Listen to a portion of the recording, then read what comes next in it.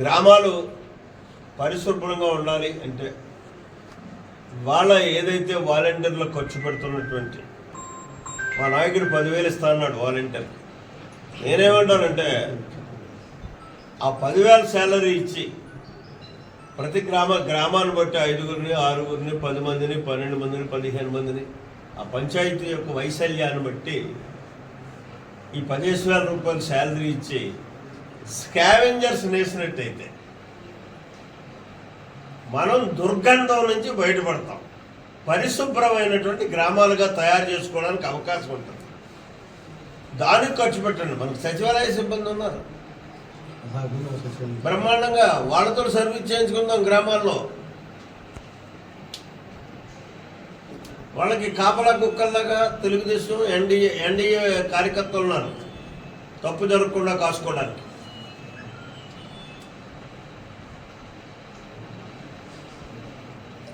ఇది నా పర్సనల్ అభిప్రాయం.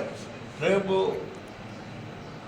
మా లెజిస్లేటివ్ పార్టీ మీటింగ్లో కానీ శాసనసభలో అయినా సరే ఇది నేను చెప్పదలుచుకున్నాను, అడగదలుచుకున్నాను, ఒత్తిడి తేదలుచుకున్నాను. ఎందుకంటే మనం ప్రభుత్వ ప్రజాధనాన్ని ఎక్కడి నుంచి అవుతుంది? ప్రజల నుంచి మనం కలెక్ట్ చేస్తే రెవెన్యూ కలెక్షన్ ద్వారా వచ్చేటువంటి డబ్బు దాన్ని దుర్వినియోగం చేయకుండా మన స్వార్థం కోసం చేసుకోకుండా, మాకైతే ఆ కర్మ లేదు. వైఎస్ఆర్ కాంగ్రెస్ పార్టీ లాగా వాలంటీర్ల కార్యకర్తలుగా వాడుకోవాల్సినటువంటి పని లేదు. నిస్వార్థంగా 45 సంవత్సరాలు బట్టి పనిచేస్తున్నటువంటి కార్యకర్తలు ఉన్నారు, నాయకులు ఉన్నారు తెలుగుదేశం పార్టీకి. కాబట్టి వాళ్ళకేం డబ్బులు ఇవ్వక్కర్లేమే. ఆ పని మా పార్టీ పని వరకు వాళ్ళు నిస్వార్థంగా పనిచేస్తారు.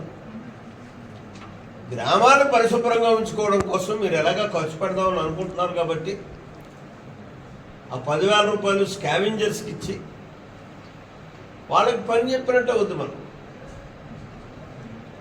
ఇందులో ఎవరైనా ఉంటాను స్కావెంజర్గా అంటే అభ్యంతరం లేదు, వాళ్ళకే ఇస్తాం. కాబట్టి ఆ రకంగా చేస్తే బాగుంటుంది అన్నది ప్రభుత్వానికి నా సూచన.